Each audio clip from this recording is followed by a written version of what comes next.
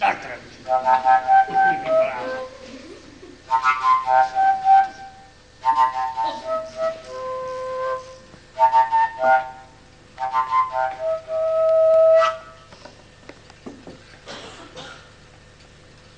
Ja si veru nemôžem stažovať. Aj dneska, celé do obedy, som sa vyvaľoval. Na dereši.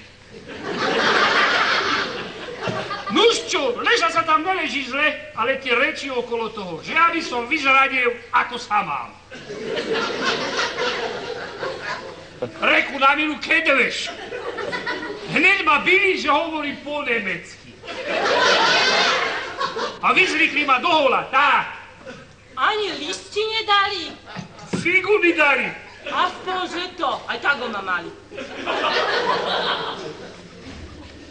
Ja by som im vydal zápisky. Bili ma poholej, tak som im zápisky vydal.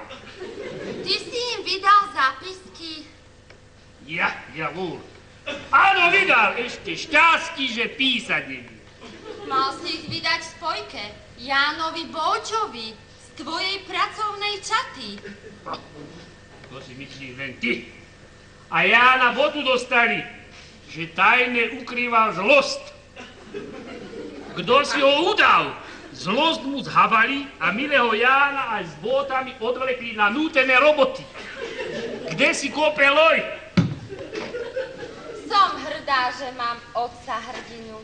Ach, otecko, vrátil si sa.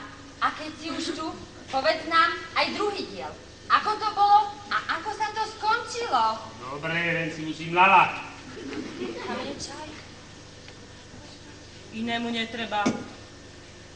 Tak nám už vyžral celú fľašu. Čo budeme mať do rána?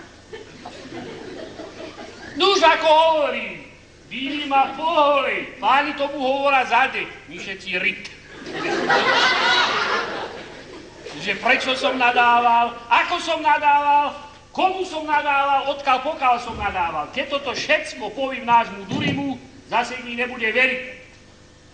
Zase poví, že sa šprtam.